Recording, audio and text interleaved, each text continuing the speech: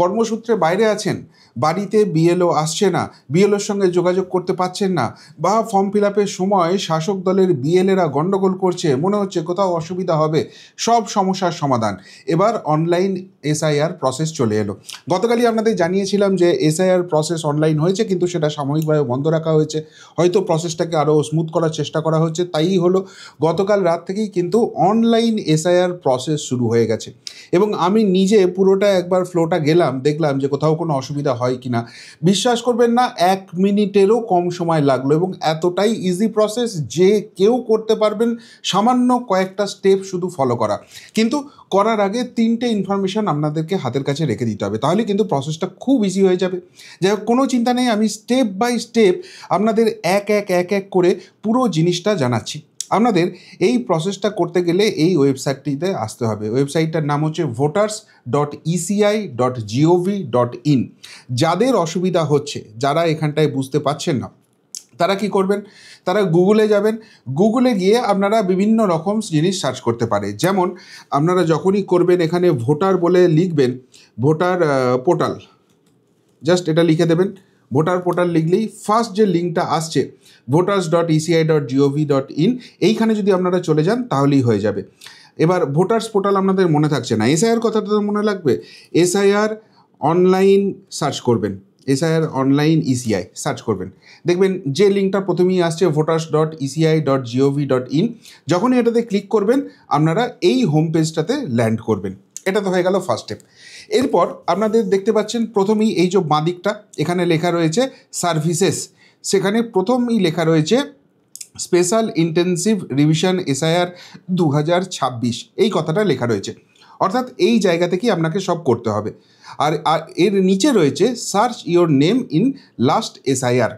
আপনার যে last SIR হয়েছিল সেইখানে আপনার বা আপনার পরিবারের যে নাম খুঁজতে হবে, সেটা এই লিঙ্কটাতে ক্লিক করলেই হবে। এখন এখানে ডিরেক্ট ক্লিক করে ফিল এনামুরেশন ফর্ম, এখানে ক্লিক করলেই আপনাদের কাজটা শুরু হয়ে যাবে।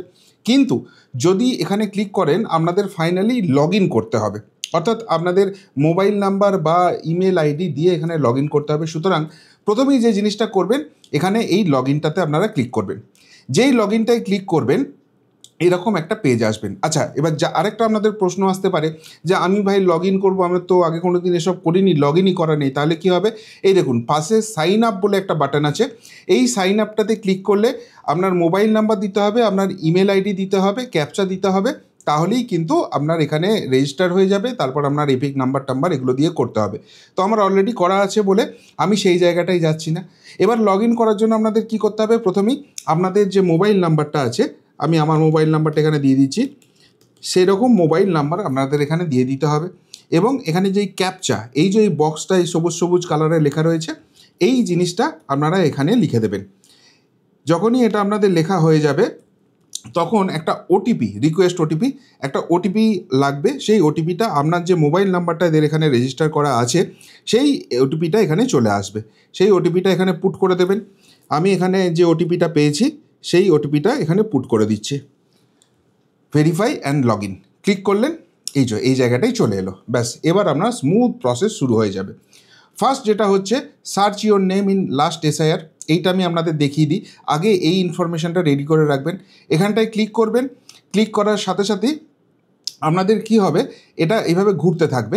তারপর select last state in last SIR, কোন স্টেটে আপনাদের ছিল, মানে পশ্চিমবঙ্গেই আপনাদের শেষ এসআইআর হওয়ার সময় নাম ছিল এরকম দরকার নেই, ভারতবর্ষের যে কোনো রাজ্যে থাকলেই হবে। তো আমি আমারটা দেখিয়ে দিচ্ছি, ওয়েস্ট বেঙ্গল। ওয়েস্ট বেঙ্গলটা যখনই ক্লিক করবেন, আমি আর এখানে ক্লিক করছি না, আগে থেকেই খুলে রেখে দেখেছি, একটু সময় লাগবে ওটা খুলতে। তো এরকম ওয়েস্ট বেঙ্গলের পেজটা চলে আসবে। এটা ডিরেক্টলিও আমরা চলে আসতে পারেন coestbengal.w.gov.in/roll_dist, এই লিস্টটা, বা ওখান থেকে যেভাবে দেখালাম সেইভাবেই চলে আসতে পারেন। এবার একটা কথা আপনাদের মাথায় রাখতে হবে, 2002 সালে যখন এসআইআর হয়েছিল, তখন আপনার নাম বা আপনার পরিবারের নামটা খোঁজার জন্য কিন্তু তখন জেলার যে নামটা ছিল সেইটা মাথায় রাখতে হবে। যেমন কলকাতা, যারা এখন কলকাতা শহরে আছেন বা কলকাতা ডিস্ট্রিক্টে আছেন, তাদের ক্ষেত্রে কলকাতা কিন্তু পাবেন না। Kolkata north West, Kolkata north east, Kolkata south, এরকম খুঁজতে হবে। বা ধরুন বর্ধমান, আমার জেলার কথাই বলছি, সেই বর্ধমানের ক্ষেত্রে এখন পূর্ব বর্ধমান, পশ্চিম বর্ধমান দুভাগে ভাগ হয়ে গেছে, কিন্তু 2002 সালে এটা ছিল না, তখন শুধুমাত্র এটা ছিল বর্ধমান। আমি অলরেডি খুঁজে রেখে দিয়েছি, তাও আপনাদের প্রসেসটা একবার দেখিয়ে দিচ্ছি। তো আমি আমারটাই খুঁজছি, কীভাবে খুঁজবেন আপনারা দেখে নিন। প্রথমে বারডোয়ানটায় ক্লিক করবেন। যে মুহূর্তে বারডোয়ানে ক্লিক করলেন, এখানে যতগুলো বিধানসভা, মানে আপনার তখন জেলায় যে বিধানসভাগুলো ছিল সেগুলি লিস্ট হবে। তো এখানে বর্ধমান জেলায় তখনকার যে বিধানসভাগুলো ছিল সেগুলো সব এক এক করে এখানে দেখা যাচ্ছে।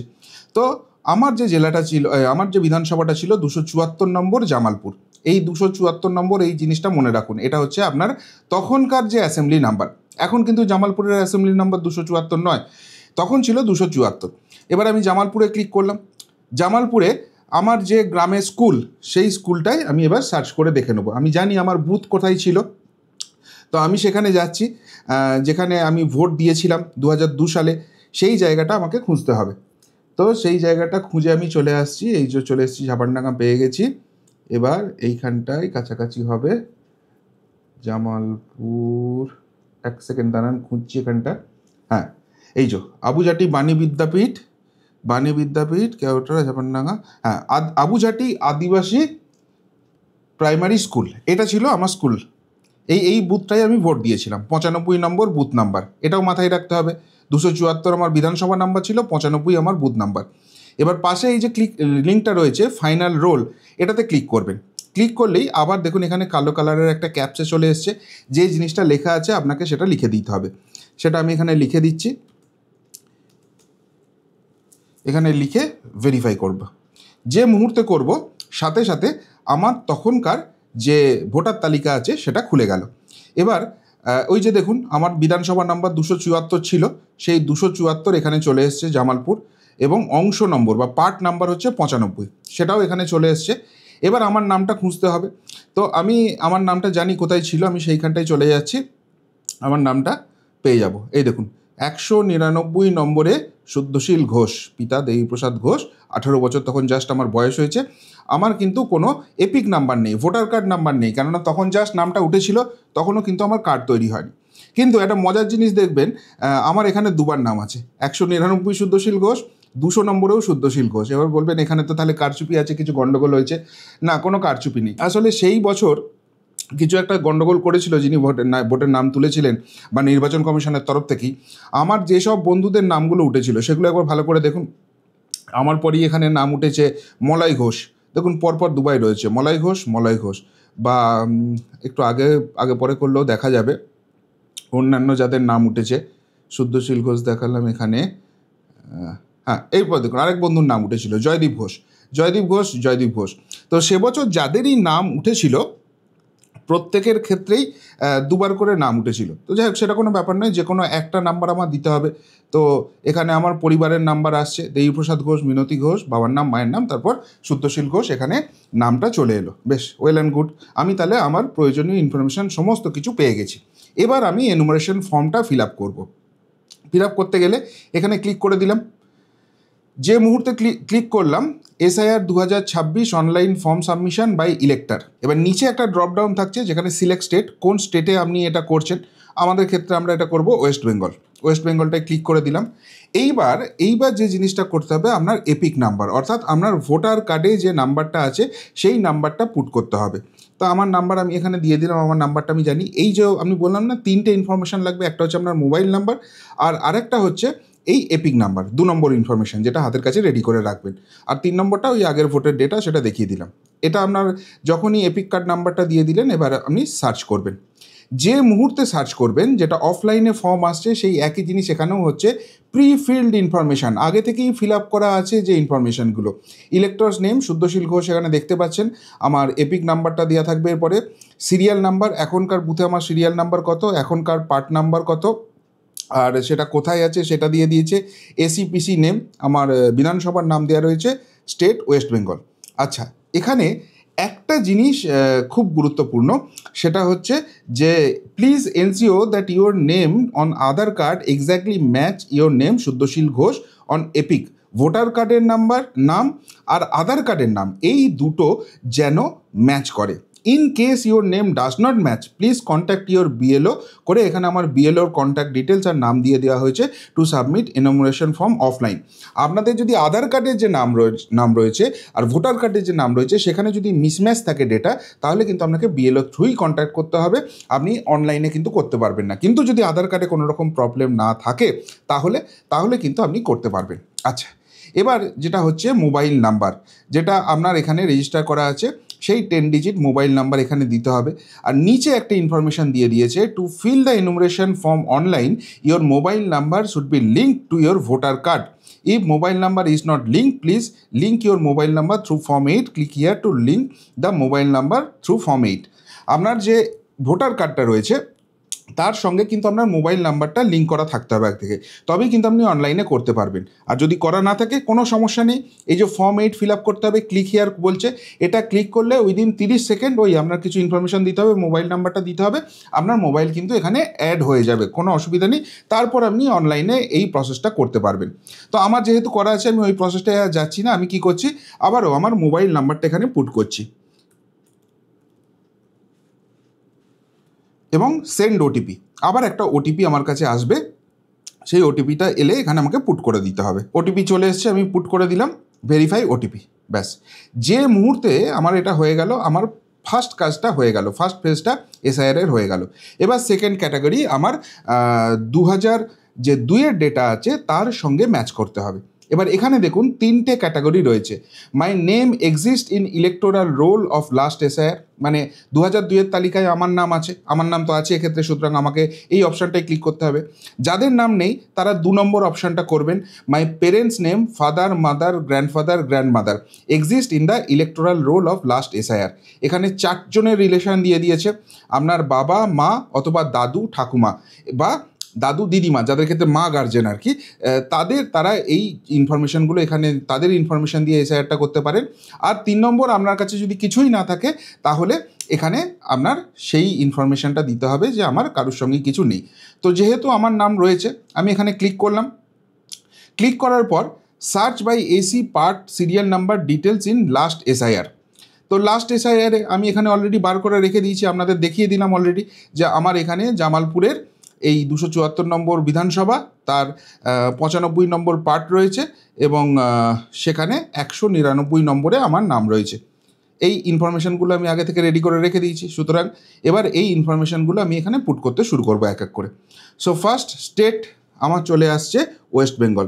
এখানে ওয়েস্ট বেঙ্গল লিখলে হবে না, স্টেট কোড আগে আছে S25 ওয়েস্ট বেঙ্গল, একদম স্ক্রল করে চলে আসবেন, লাস্ট স্টেটটা হচ্ছে আমাদের। এবার আসছে সিলেক্ট অ্যাসেম্বলি কনস্টিটিউশনসি, সুতরাং আমি জানি আমার কি আছে, আমার 274 জামালপুর, আমি 274 জামালপুরে চলে যাচ্ছি। হয়ে গেল 274, এই 274 জামালপুর। সিলেক্ট পার্ট নাম্বার, আমার কোন পার্ট নাম্বার করতে হবে আমি আগে থেকেই সিলেক্ট করে রেখে দিয়েছি, ওখানটায় বেছে পেয়ে গেছি, 95 নম্বরে আমি সিলেক্ট করে দিলাম। এবার enter pass serial number on last SIR, 199 নম্বরে আমার নাম রয়েছে। নিচে এই সার্চ বাটনটা রয়েছে, এখানে ক্লিক করে দিলাম। দেখুন যে মুহূর্তে ক্লিক করলাম এখানে স্পেলিং মিস্টেক একটু আছে।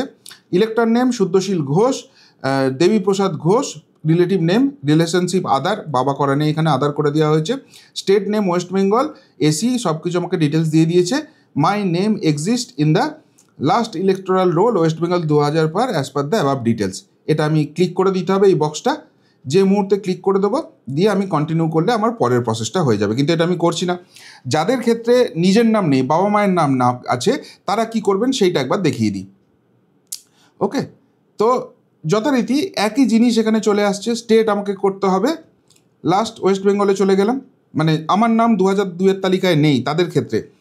এখানে তারা কি করবেন, যথারীতি তারা নিজেদের বিধানসভাটা দেখে নেবেন, নিজেদের বিধানসভাটা দিয়ে দিলেন, 2002-এ কোথায় ছিল, সিলেক্ট পার্ট নাম্বার, ওই 95 নম্বরই আমাকে যেতে হবে। আর এখানে এই তালিকায় আমার বাবা মায়ের নাম ঠিক আমার উপরে রয়েছে, 197 নম্বরে আমার বাবার নাম রয়েছে।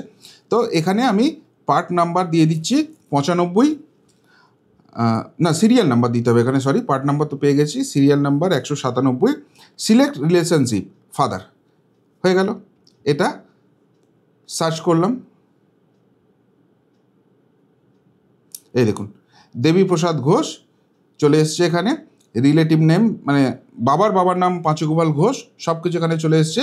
মাই relatives name exist in electoral role, আমি এটা ক্লিক করে দিলাম, কন্টিনিউ করলাম। এটা হয়ে গেল 2 নম্বর প্রসেস। এবার বাবার জায়গায় কারো যদি বাবার নাম না থাকে, মায়ের নাম থাকে, এখানে সেটা ডিটেলসটা দিয়ে দেবেন। মাদার সিলেক্ট করবেন, গ্র্যান্ডফাদার বা গ্র্যান্ডমাদার সিলেক্ট করে যে নামটা নিচে আসবে এই নিচে বক্সটা ক্লিক করে দেবেন। আর কারোর যদি কোনো ইনফরমেশানই না থাকে তাহলে এই 3 নম্বরটা করবেন।